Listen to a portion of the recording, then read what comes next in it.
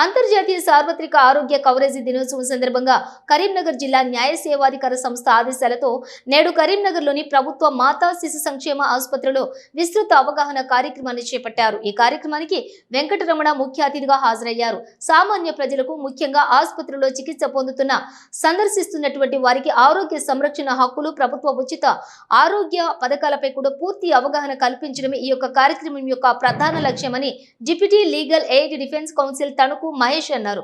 ప్రతి పౌరుడికి నాణ్యమైన ఆరోగ్య సంరక్షణ సేవలు అందుబాటులో ఉండటం ఒక ప్రాథమిక హక్కు అని స్పష్టం చేశారు.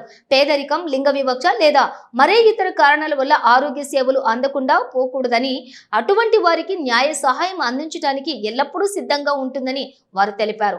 అవసరం ఉన్న న్యాయపరమైన సహాయం అందించేందుకు హెల్కేర్ లీగల్ ఎయిడ్ క్లినిక్ అందుబాటులోని ఉంటుందని తెలిపారు. ఆరోగ్య సంరక్షణ హక్కుల పూర్తి సమాచారాన్ని ఆసుపత్రికి వచ్చే లబ్ధిదారుడు తెలుసుకుంటే ఎంతో ఉపయోగకరంగా ఉంటుందని ఆసుపత్రి సూపరింటెండెంట్ జి వీరారెడ్డి తెలియజేశారు. ఎంసీహెచ్లోని అందజేస్తున్న ఆరోగ్య స్కీమ్లను ఆసుపత్రి నవీన తెలిపారు.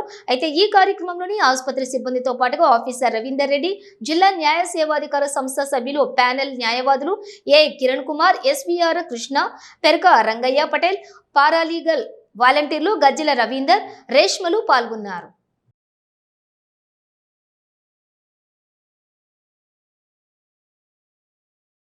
మన గవర్నమెంట్ జనరల్ హాస్పిటల్ కరీంనగర్లో యూనివర్సల్ హెల్త్ కవరేజ్ డే అంటే 12/12/25 రోజు మన డిఎల్ఎస్ఏ గారి ఆధ్వర్యంలో అంటే డిస్ట్రిక్ట్ లీగల్ సర్వీసెస్ అథారిటీ వారి ఆధ్వర్యంలో ఈ సదస్సు అనేది నిర్వహించడం జరిగింది. దీని యొక్క ముఖ్య ఉద్దేశం ఏంటంటే పేషెంట్లు అందరూ కూడా మన హాస్పిటల్కి విజిట్ చేసేవాళ్ళు, వచ్చేవాళ్ళు, వాళ్ళకి ఏదైనా న్యాయ సంబంధమైన చిక్కులు ఉన్నా కానీ, న్యాయ సంబంధమైన సలహాలు కావాలన్నా కానీ గవర్నమెంట్స్, స్టేట్ గవర్నమెంట్, సెంట్రల్ గవర్నమెంట్లు ఉన్నవాళ్ళు, గవర్నమెంట్స్ ఇచ్చే సదుపాయాలన్నీ కూడా వాళ్ళు ఏ విధంగా వినియోగించుకోవాలి, వాటిల్లో వచ్చే ఉపయోగాలు ఏంది, ప్లస్ వాటిని ఎలా రీచ్ కావాలనే దాని గురించి వాళ్ళు చాలా మంచిగా వివరించారు. ఈరోజు యూనివర్సల్ హెల్త్ కవరేజ్ డే సందర్భంగా రాష్ట్ర న్యాయ సేవాధికార సంస్థ మరియు రాష్ట్ర వైద్య డైరెక్టర్ ఆఫ్ హెల్త్ వారి యొక్క కోఆర్డినేషన్ తోటి ఈరోజు ఈ ప్రభుత్వ ఆసుపత్రిలో